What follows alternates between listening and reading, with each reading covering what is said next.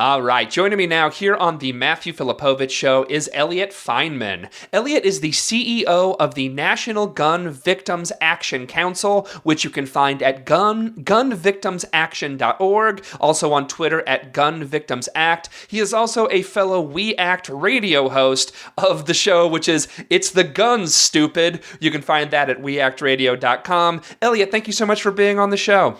My pleasure, Matt. My pleasure.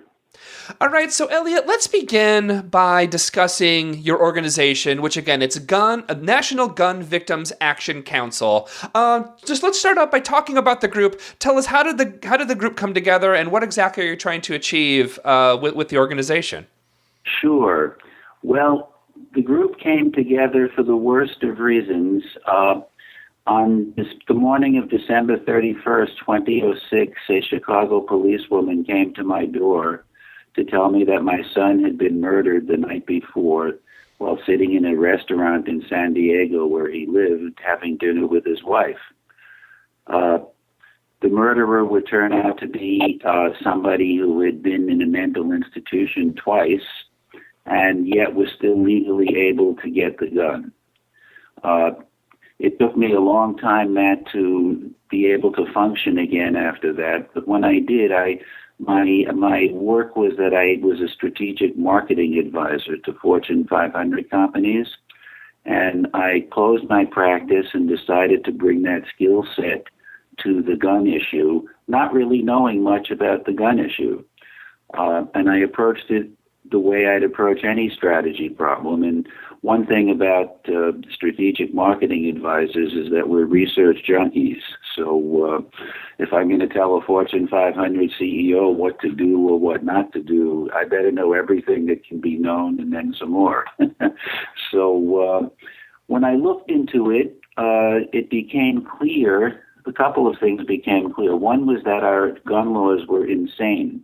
Most of the people use more polite terms like we need common sense or we need sensible or whatever. No, we need sane gun laws. Our gun laws are absolutely insane. The next question was, well, why did this come to pass? How come they are?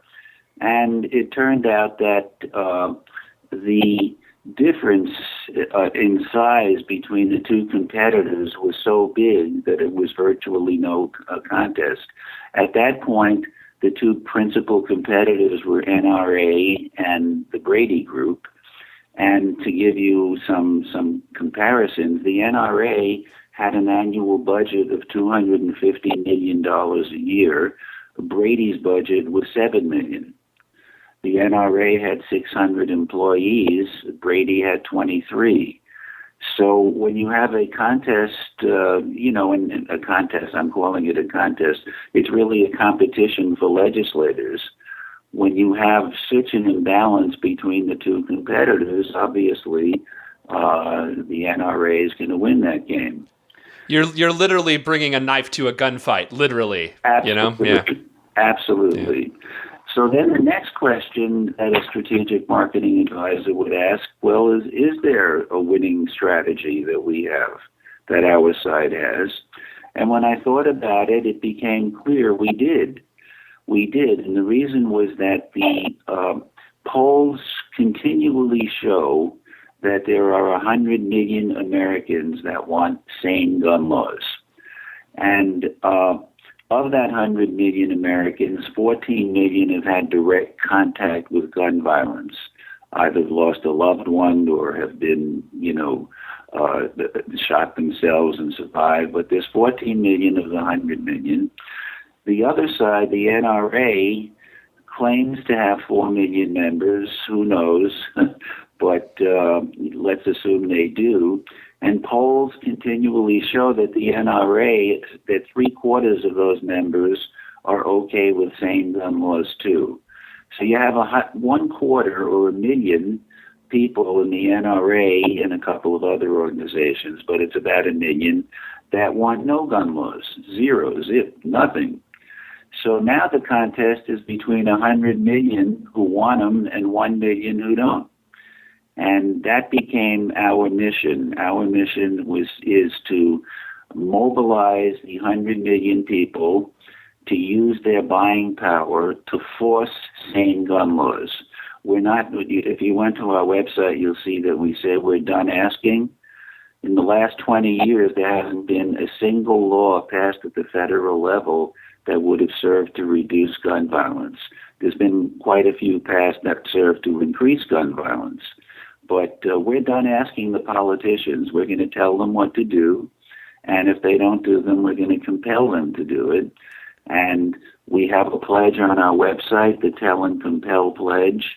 And as soon as we have enough, we've got thousands of people signing up. As soon as we have enough of the 100 million people to have signed that pledge, we're going to strike out and force sane gun laws. We're not asking for them anymore. We're going to force you to vote for them. So that's our mission. I guess the question that would naturally be asked is, well, how are you going to do it? And it's no secret. We started the Starbucks action, which ended reasonably well. It ended with Starbucks unwelcoming guns from their... Yeah, describe... I think a lot of people probably have heard of that, but to tell them about the Starbucks action, because that actually is an example of how this actually can work. Describe what actually happened and what you actually got Starbucks to do. Okay. Well, in 2011, a bunch of open carriers in California, open carry was allowed at that time, started going to some of the big chains with their guns openly carried. And they went to IKEA and Disney and California Pizza Kitchen and Starbucks and Pete's Coffee Shop. And everyone said, "What are you, nuts? We have families here with kids, you know. Where do we?" So they exercised their right as a store owner or a business owner to ban guns from their stores, but Starbucks did not. Starbucks said, "Well, there's two laws here. One allows you to bring guns, and one allows us to ban them. So we'll allow people to bring guns." Brady approached them with a big petition. They blew them off. I approached ex-Senator Bill Bradley, who we knew from his run for president that he was for sane gun laws, and he sits on the Starbucks board.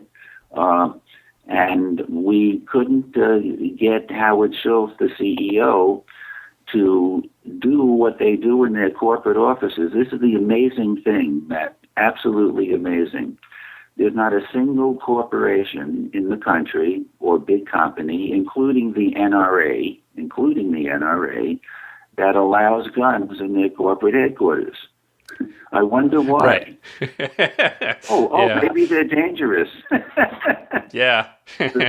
So yet the Starbucks, while they ban guns in their corporate headquarters and protect their CEO and their senior management group, were perfectly happy to allow guns in all of their stores. Any state that allowed conceal or open carry, they said, "Sure, come on in." And on top of that hypocritical behavior, they didn't even put up a sign telling people that this is a gun-friendly store. So can you imagine, knowing guns are dangerous because they ban them in their corporate headquarters, they still allow them in their stores and they don't warn their customers. So we started a boycott, and the boycott had, at the time Starbucks changed their opinion, we had over 12,000 people who would stop spending nearly $13 million a year at Starbucks, and growing. This was something that was growing. And after the Newtown, and we had other organizations that were working with us, the Episcopal Peace Fellowship, the Fellowship of Reconciliation. After Newtown, the Newtown groups, victims, as well as the groups that were now going to work on gun violence, joined the boycott. Moms Demand Action joined the boycott. And finally, we sent a letter from the Newtown families to Howard Schultz, the CEO, and also made it public. And a few days later, he wrote a public letter saying that guns were no longer welcome at Starbucks. And I wrote an op-ed piece after that saying, "Hey, you don't have a policy at your corporate headquarters saying guns are not welcome at the corporate headquarters. They're banned. So why don't you ban them in your stores?" And that's where Starbucks is right now. So it's they tried to split the baby in half, and we're going to deal with that a little later on. Once we have our tell and compel in place, we'll push them over the next barrier.